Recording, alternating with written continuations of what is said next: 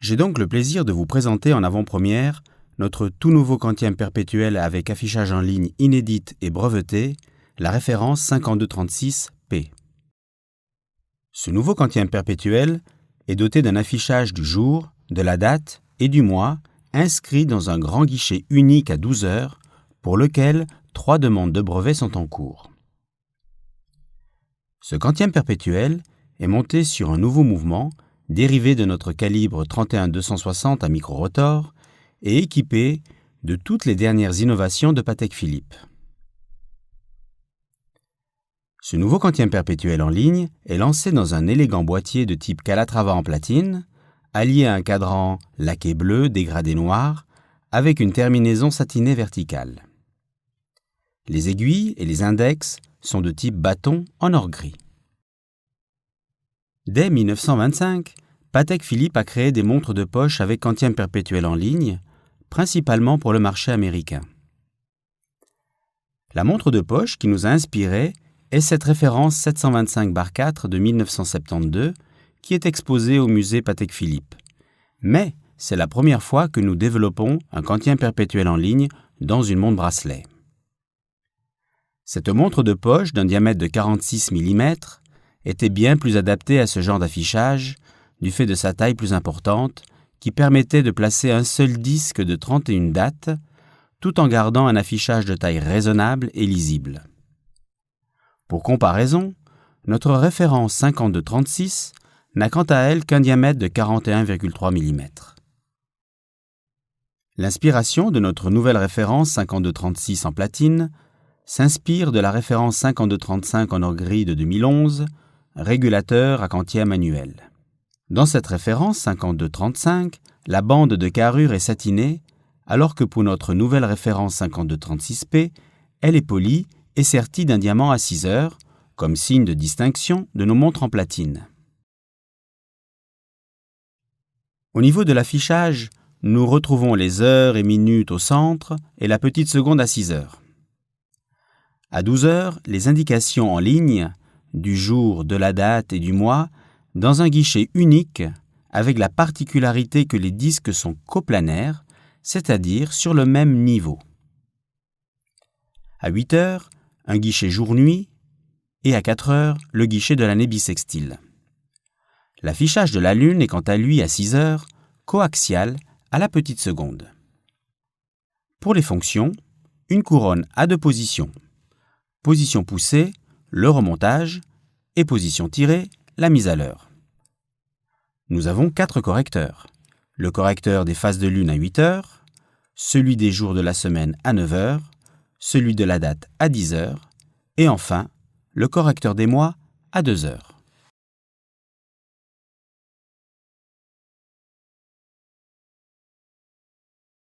C'est la première fois chez Patek Philippe qu'un quantième en ligne est développé sur une montre bracelet. À l'origine, les montres de poche étaient bien plus adaptées à ce genre d'affichage du fait de leur taille plus importante qui permettait de placer un disque unique de 31 dates au même niveau que les jours et les mois. L'objectif du calibre 31-260 PSQL était de conserver cet affichage coplanaire, c'est-à-dire sur un seul plan et ce, dans un seul guichet, tout en gardant un affichage parfaitement lisible.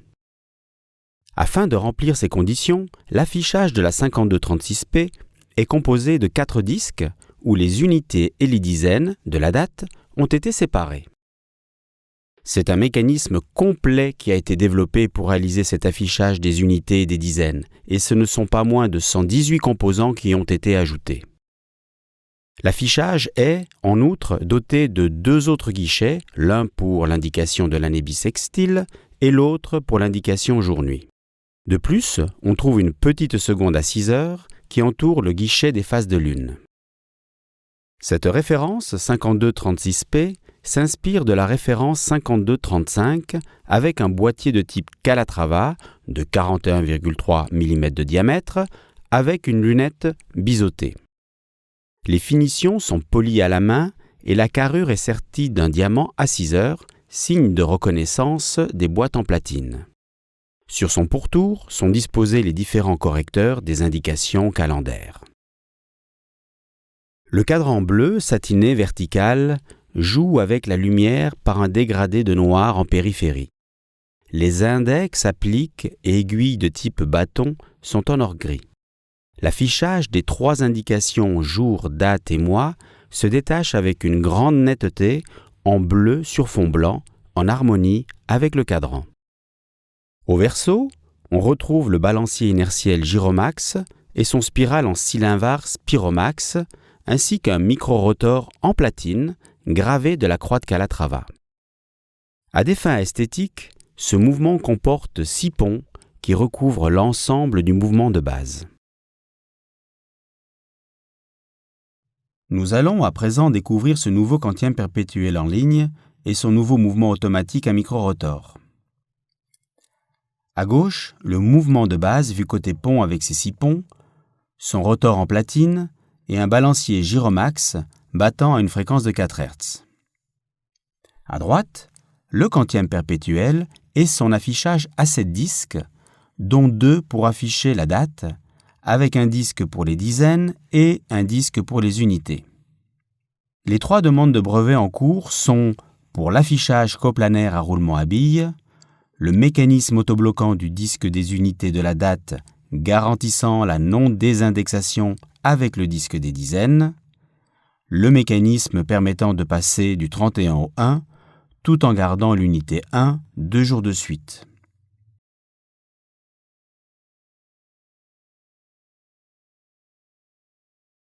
Au recto de ce nouveau calibre est logé le mécanisme de quantième perpétuel. Ce qui est remarquable, c'est l'affichage coplanaire des 7 disques qui composent toutes les indications jour, date, mois, jour-nuit, phase de lune et année bissextile. Nous découvrirons le mécanisme de quantième perpétuel car il est ici caché par les 3 ponts et les disques.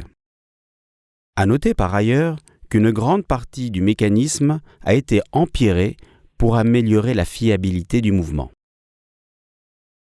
Le mouvement de base est inspiré du calibre 31-260 Reg QA, sorti en 2011, référence 5235.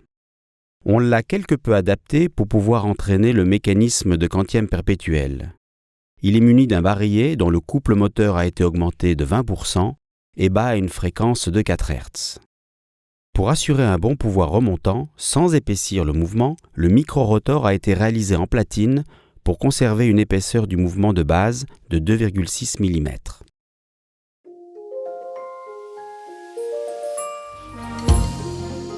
Un quantième perpétuel est un mécanisme qui tient compte automatiquement de la durée des mois qui s'échelonne de 28 à 31 jours.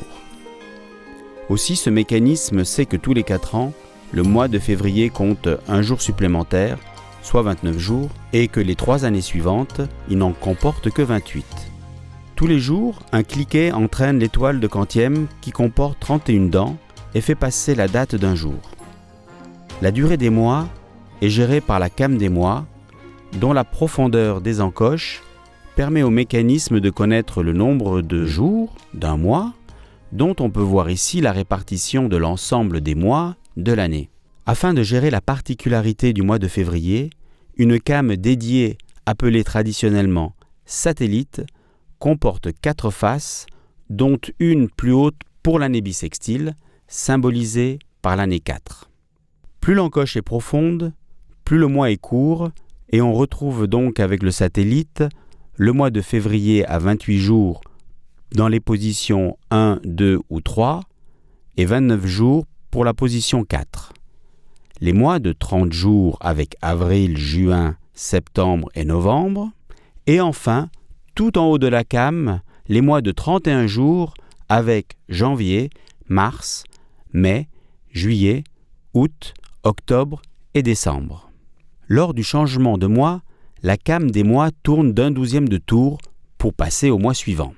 Nous n'allons pas nous attarder sur le fonctionnement traditionnel du quantième perpétuel, mais plutôt sur la gestion de l'affichage de la date qui a été scindé en 2 avec un disque des unités et un disque des dizaines. Ici, nous pouvons voir le passage du dimanche 28 février au lundi 1er mars sur l'échelon le plus bas du satellite. La came des mois a tourné d'1/12 de tour et maintenant le palpeur se retrouve sur l'échelon le plus haut de la came des mois du mois suivant. Du 29 février au 1er mars, sur l'échelon le plus haut du satellite. Du 31 mars au 1er avril, sur l'échelon le plus haut de la came des mois, on peut voir le passage du 31 mars au 1er avril où on constate que l'unité reste fixe pour garder l'indication du 1 durant 2 jours, soit du 31 au 1. Et enfin, du 30 avril au 1er mai, sur l'échelon le plus bas de la came des mois.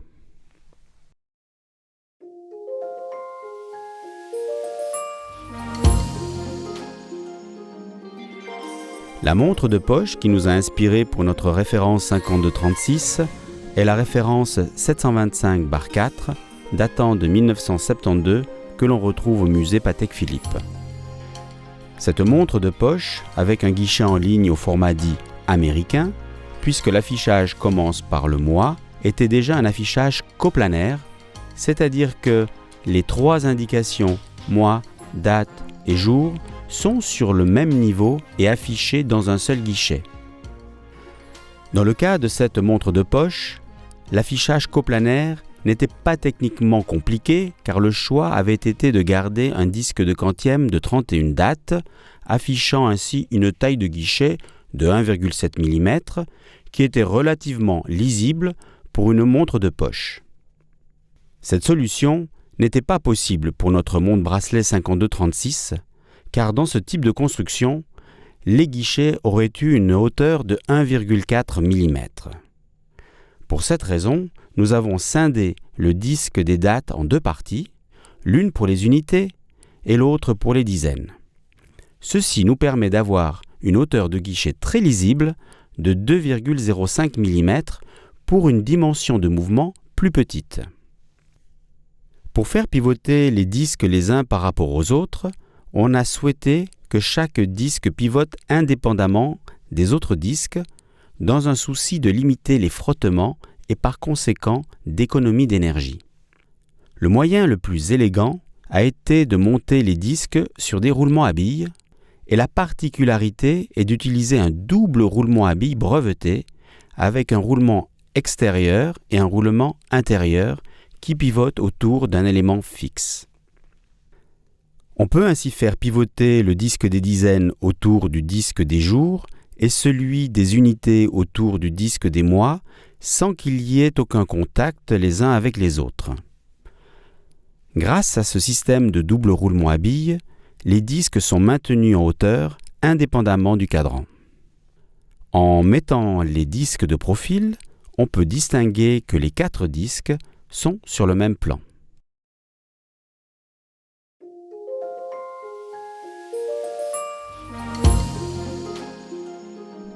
On peut voir sur la vidéo que nous avons tous les jours à minuit le cliquet de grande bascule qui entraîne une dent de l'étoile de 31 et fait passer la date du 18 au 19, du 19 au 20, etc. Au même moment, on peut voir aussi le doigt de rattrapage des jours qui s'appuie sur la came de rattrapage.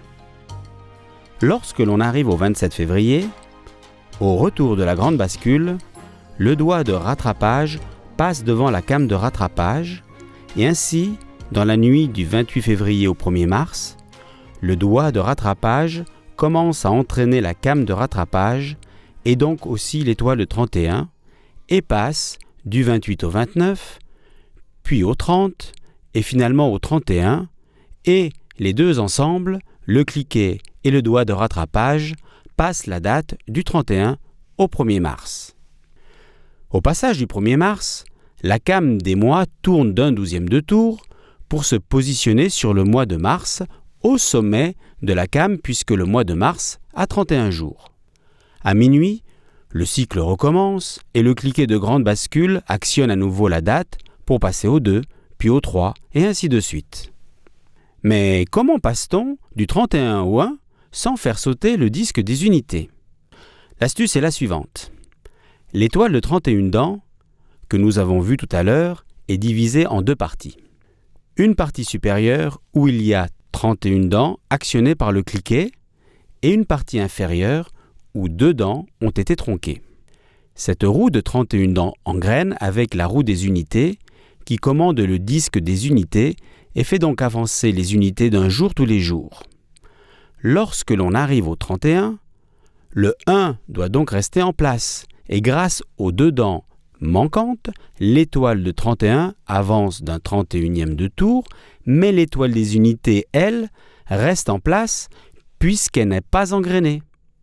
Ensuite, puisqu'il n'y a plus de dents tronquées, les unités reprennent le rythme habituel d'un jour par jour, et ainsi de suite.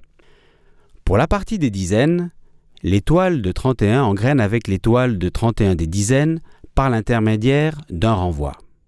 Sur cette étoile de 31 des dizaines, il y a l'étoile des dizaines qui est composée uniquement de 4 dents se trouvant aux emplacements correspondant à la date du 1, 10, 20 et 30. Ainsi, l'étoile des dizaines engraine avec la croix de Malte et fait changer d'unité le disque des dizaines, dans notre exemple du 19 au 20, puis du 29 au 30, et pour finir du 30 à l'unité.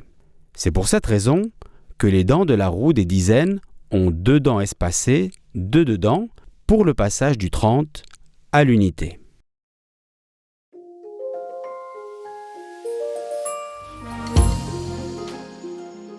Un autre point qu'il a fallu résoudre est la consommation d'énergie du mécanisme d'affichage qui nécessite 2 trains de rouage supplémentaires pour les dizaines et pour les unités.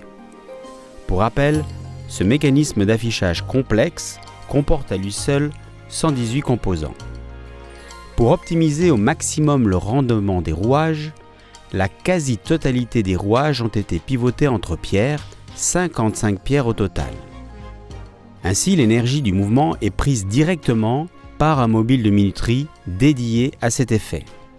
Afin de limiter et de réduire au maximum la consommation d'énergie de ces disques des dizaines et unités, il nous a fallu trouver un mécanisme autobloquant du rouage pour que les sautoirs ne servent qu'à centrer les indications.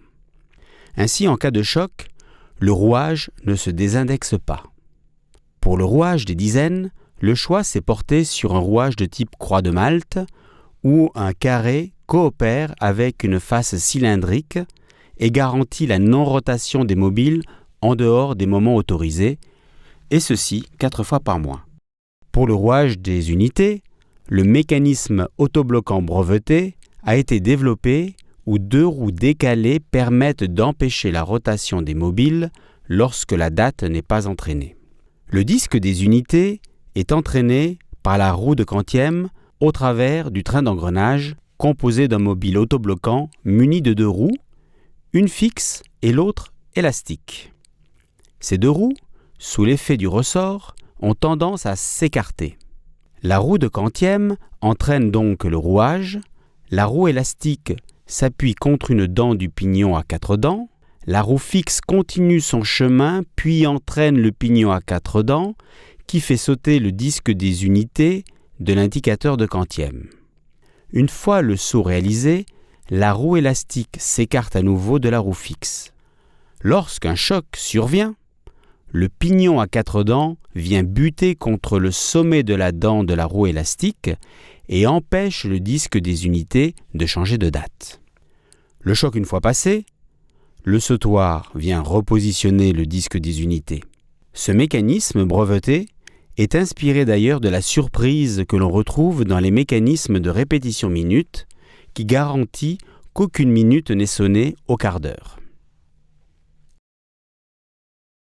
En conclusion, cette référence 5236, avec ce tout nouvel affichage de quantième perpétuel en ligne dans un seul guichet, vient combler un manque dans notre collection de quantième perpétuel, avec cet affichage qui était uniquement réservé aux montres de poche jusqu'à présent. Grâce à des nouveaux mécanismes d'affichage brevetés, nous avons réussi la performance d'avoir une taille d'affichage encore plus grande que celle des montres de poche dans une montre bracelet.